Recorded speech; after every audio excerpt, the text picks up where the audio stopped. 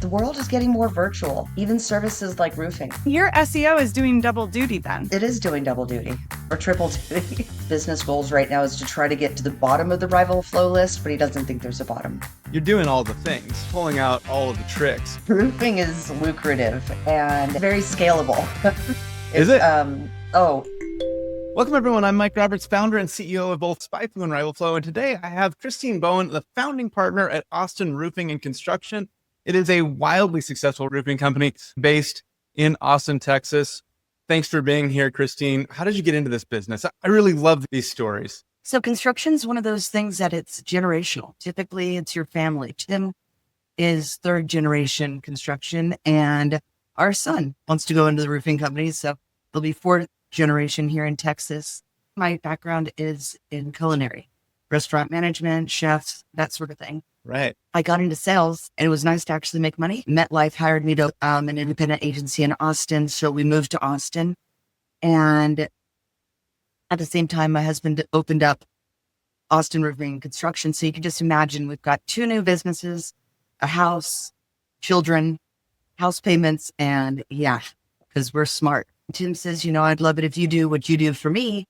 And I read every business book I could get my hands on and learned SEO and built lead generation and business systems for his company, which I was already 50% owner of anyway. And that's that. He just needed someone to bring in the leads. And you're fully self-taught, right? Did you start with a problem first, or did you just start studying first? I had a website and I knew that I needed to have it on Google ranking. Yeah. This one's like SEO 2021 and I have the SEO 2024 that I'm reading right now. It's pretty comprehensive and it gets updated every year. It told me about SpyFu and it just introduces you to all of these different websites that if you sign up for their newsletters, they're going to send you information and they're going to teach you throughout the years. They're going to have webinars, they're going to have trainings, they're just going to have articles and stuff. And so I did what they said and I signed up for SpyFu and RivalFlow later and Nacho Analytics in the middle, right? Did you really? Fantastic. Oh yeah. I was there. I was at I thought it was when you first opened up the sign on. I remember because it like broke your website or broke the internet, like too many people trying to get onto it. That's right. Yes. It broke our email provider, shut those signups off and nobody could sign up. It was kind of an awkward moment, but great moment for a good one. Everybody needs a roof. It's an important trust-based business. You had some like really great tips about how to establish trust because it's meaningful, right? Yeah, absolutely. Think of like the milkman, right? The milkman comes, he's got a certain hat on, like back in the old days. Yeah. He would have a certain jacket on, he would drive a certain truck. You knew who he was and it was trustworthy, like the postman that comes wrapped. Yeah. And so we believe the same thing. Branded company truck. Wear your logoed shirts. If you wear a hat, make sure that it's a company hat so that you look as trustworthy as those types of other figures. Number one, show up on time, be respectful. What does chuck in a truck mean? Chuck in a truck means he works out of his house. He doesn't have a logoed shirt. He doesn't have a logoed truck. He most likely doesn't have insurance, especially here in Texas where it's not required. And he can do stuff really cheap. He may not be around or be in business if you need him later. For warranty work. You wouldn't think that clothing would be as important as it is in roofing, but I think it might be a key thing. Everybody's got a bad roofer story in Texas. You've got a worse rap than lawyers. They have to do something. We're talking about chucking the truck, coming to your door and knocking on your door after storms. How do you generate leads if you're not knocking on doors? Google's free. If you just know the game and you play the game right, you can do that. We'd already started on Bing, right? And we saw some traffic come in. Google AdWords started paying off pretty well. And we turned on the Google Guaranteed. So that's for services like painters, definitely construction services. As soon as we turned on Google Guaranteed, like the phone was ringing from them in 5 minutes. Roofing is very scalable. Is it? Incredibly easy to scale. You can increase your spend on your SEO, different marketing like television or the Google Guarantee. Just bump up your spend so that you're bringing those leads in. Do something that's going to differentiate you from the marketplace.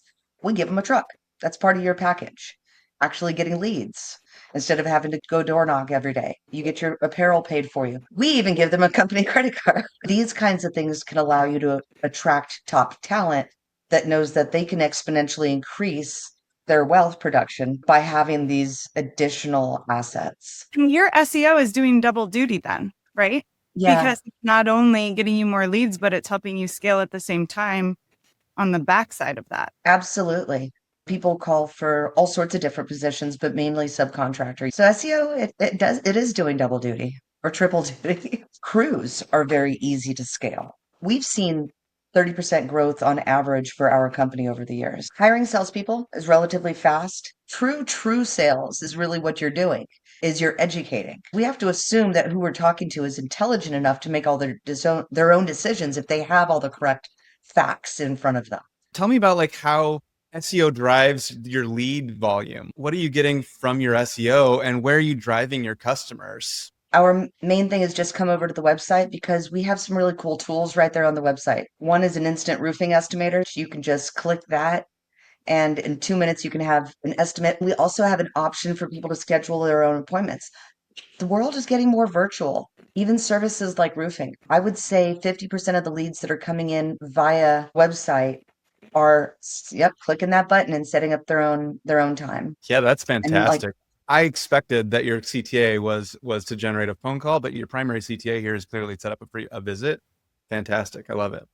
Tim actually, is his vision, is like the Amazon of roofing. Really having like a Build-A-Bear sort of feature where you could pick your roofing type. Do you want shingles? Do you want tile? Do you want metal? Do you want it green or red? What kind of underlayment do you want? Mix and match different roofing options, accessories, and materials until you get to like the one that you like and that you can just say, okay, that is what I want with the correct price. Financing can be an option right there, but then setting your own schedule so that they have complete control. There's just a lot of research when you buy something as expensive as a roof. So increasing the quality of those blogs and the ranking of them allow those people doing the research to be converted from research into clients. I've seen trades differentiating themselves using RivalFlow, but you don't really personally use it yourself anymore. Can you tell me how that whole thing went down? When I started reading the SEO book and it told me about SpyFu, sign up for your email lists and things. And then over the years, of course, like with Nacho Analytics, I got an email and it was like your face doing a video on, hey, check this RivalFlow thing out. I was like, that's pretty cool. And the investment per month was very reasonable.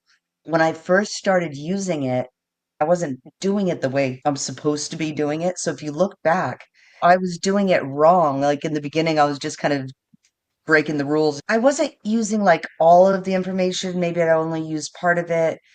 And maybe I didn't put it into that blog. Maybe I actually put it onto a different page. So what we can see is that your reporting isn't fluff, right?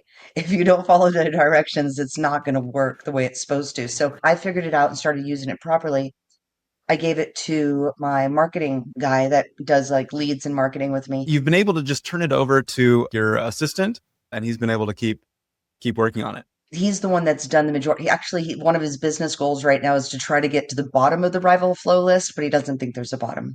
There is it will recycle. It'll keep making more recommendations for you. In fact, we've seen customers that do one RivalFlow on, and then like a few weeks or a month later they'll do another one, and you kind of get like the biggest gain in the beginning, and then like sort of consistent maybe 10-20% gains every time you do it. Yeah, and then we watched another video that we saw from the emails. A guy was using the collated version that you copy and paste. He was putting it into Chat GPT and getting like a script out of it. Then he was inputting it into Hey Gen and making the avatars like talk, right? I thought that was really cool. And again, that goes back to join the mailing lists of all of the tech companies, the SEO companies, and the ones that are doing the work. Man, there's so many great ideas out there, so many ways to get free training and legs up in the market just by paying attention, just by listening. When you said, like, look at what RivalFlow can do for you, let me show you, the reports and let me educate you on, these parts. If there's anything more powerful in sales than education, I don't know what it is. You're probably a good salesperson. I used to sell knives. I sold Ginsu knives. I remember selling bird seed subscriptions. I find out about some new thing Mike was slinging every time we talk. Christine, thank you so much for being here and sharing the secrets of your business and how you have bootstrapped your way to this brilliant, wonderful business that you and your husband have built. I was very honored, Amanda, that you called to or emailed for me to join y'all. You've been quite insightful, and I appreciate that. Thanks so much.